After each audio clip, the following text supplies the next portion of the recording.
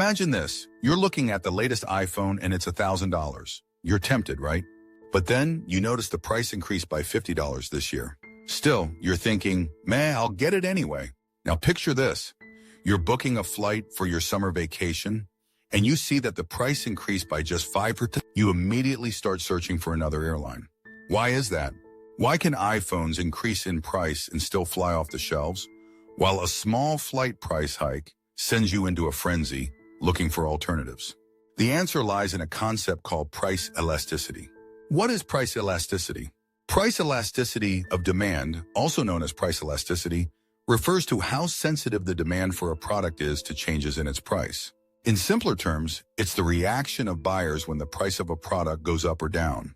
If demand drops significantly when the price rises, we say the product has elastic demand. If demand barely changes with a price increase, it has inelastic demand. It's basically the difference between a must-have product, like an iPhone, and something you can easily replace, like a flight ticket. Example 1, the iPhone, the king of inelastic demand. Let's start with the iPhone. Apple is a masterclass in price elasticity. The company raises prices every year, sometimes by hundreds of dollars, yet millions of people still rush to buy it. So why does that happen? Simple, the iPhone has inelastic demand. Why is that? First, brand loyalty is through the roof. People love Apple products. They're sleek, powerful, and have a status symbol attached to them. An iPhone is more than a phone, it's a lifestyle. Also, there are fewer substitutes in this price range that offer the same experience. You might consider switching brands, but ultimately, you know nothing else feels the same. Example 2, airline tickets, the elastic roller coaster. Now let's talk about airline tickets. When the price of a flight increases by just a small percentage, many people don't hesitate to search for cheaper alternatives.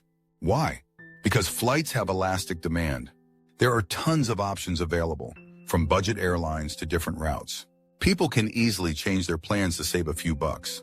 You might love traveling with Delta, but if JetBlue has a cheaper option, you might jump ship without a second thought. Unlike the iPhone, there's no real loyalty to a particular airline, and the substitutes are abundant. So when the price of a flight goes up, people aren't shy about finding something else. The psychology behind it, why we stick to the iPhone but flee from expensive flights. Let's dive into the psychology of it all. Here's the kicker. Our emotional attachment plays a huge role in how we react to price changes. With products like the iPhone, the loss aversion kicks in. If you don't buy it now, you feel like you'll miss out on something amazing. Meanwhile, with airlines, the emotional attachment is much lower. You just want to get to your destination as cheaply and comfortably as possible. If the price of one airline is too high, it's easy to find another with similar options. There's no fear of missing out, so the decision is based on price, not emotion. Example 3, Starbucks, the brand that can raise prices and still be king. Starbucks, the company regularly raises prices, yet people still line up for their $5 lattes. Why? Because Starbucks has a loyal following. It's not just coffee, it's an experience.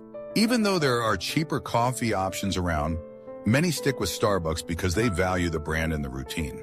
So people are willing to pay more because the brand, loyalty, and habit make them less price sensitive.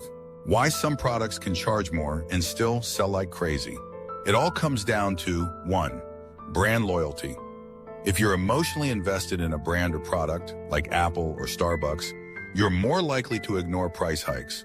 For example, even if the iPhone gets more expensive, the loyalty people have for the brand makes them less price sensitive.